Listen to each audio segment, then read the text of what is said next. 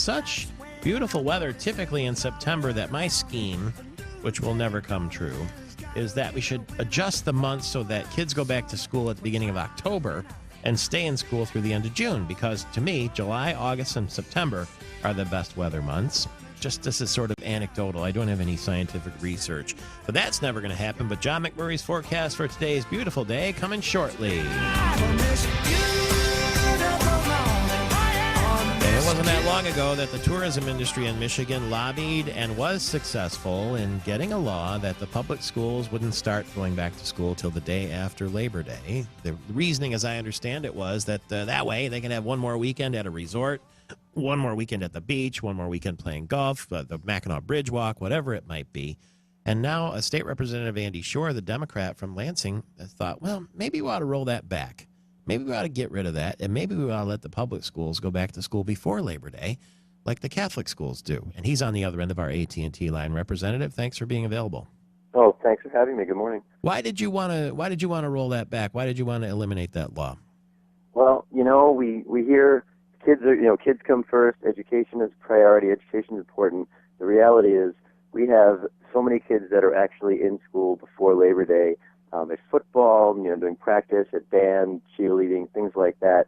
I support tourism, so my bill says that that schools could, if they chose, they could go back before Labor Day, but they couldn't be in school the Friday before Labor Day. So in essence, like you said, we would reserve that last weekend. It would be a Friday through Monday. That's 4 days. People can go up north or do what they want tourism-wise. But if kids are going to be back in school anyway, and we want to focus on learning as a priority, then if they want to go back middle of August, they should be able to, like they do in 3/4 of the other states in the union. Is that how it is across the rest of America? Yeah, actually, Tim Skubic did a lot of research on that, and he put out there 75% of America has the option to. My nieces in Florida have been back in school since the middle of August. I think it should be standardized in the state, though, because it wouldn't be fair. You got one neighbor going back in the middle of August, the other one not going back. Obviously, if they were neighbors, they'd be probably in the same school district. But it's weird because, like you say, if you're practicing football, how about the rest of the kids at least get in there? Because it seems to me, in my experience, the first couple of days, everyone's just still trying to figure out where the bathrooms are, where they go, do they have their books, did they fill out all their forms, what did you do on your summer vacation? At least you could get all that sort of syllabus stuff out of the way. Absolutely. You can get, my kids are in the Lansing schools, and this year they started on Tuesday, some years you start on Wednesday, and, there's a getting reacquainted. Plus, there's a lot of times where you have to relearn material because there's drop-off, there's knowledge drop-off from the summer. So I do think there should be the ability to start a little earlier. And, locally, the calendar is agrarian originally, so the farmers wanted their kids out for the summer and things. So, in Lansing, there's not a lot of farming, but up north there is. So it's different depending on where you live. Oh, I see. So that's why maybe it should be different in doing. Leave it to be a local decision. Exactly. However, the House Speaker, Jace Bolger, has given you the indication that this is a non-starter, huh? Yeah, that wasn't a surprise. The bill wasn't referred to the Education Committee. The bill was referred to the Tourism Committee, which to me says that tourism was more important than education in this case.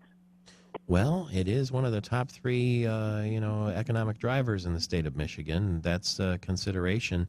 But I can see that probably got some strange looks when it ended up at the Tourism Committee. Like, what kind of reaction did you get? I was mildly surprised. I mean, the reason that this was done in the first place is because of tourism, which again I support, and I think you can have your cake and eat it too. We can get our kids in there learning early, and yet reserve, if we want to make it Thursday and Friday before, and reserve a 5-day weekend. I think we can do that, but still allow our kids to get in there earlier, especially because many of them are there already. So I don't know if you have a reelect or you're term limited, but do you try to revisit this down the road? I put this bill in actually last year. I put it in the middle of my first term, and it seems like it gets revisited every year right around this time. And should I get reelected, I will put it in again next year. I believe in local control, and I believe in having the ability for our kids to get educated, especially in school districts that have priority schools, where we say, well, they're the bottom 5%. We have to do everything we can to get these kids, better and educated, and yet we're not giving them this tool. What do you think about the idea of year-round school? I am 100% supportive. I put in the bill and worked with Governor Snyder to allow for that, to allow for money in urban and severely rural, very urban, very rural districts to have money to convert buildings for the summer. The problem is usually that schools, that old school buildings don't have air conditioning. God, it's amazing. The devil's in the details, isn't it? It sure is. I mean, you can have the best of intentions and the best thing on paper and the best theory, and then you say, "Oh, yeah, I forgot about that." Yeah, it's 95 degrees in a school building. You don't learn very well, and then you have districts, like Lansing, which they don't have $750,000 to convert a building. So it's the little pieces. But I worked with the governor and the Republicans on that, and that they were willing to work with me on. We put $2 million in the budget, and then it was stripped out at the last minute when we passed our budget in June. Fascinating. Thanks for being available. We'll see you in person here one of these mornings before the election. You tell me when, I'll be there. It's a deal. Tony Cuthbert in the orchestra will take care of that. Andy Shore, state representative, the Democrat from Lansing.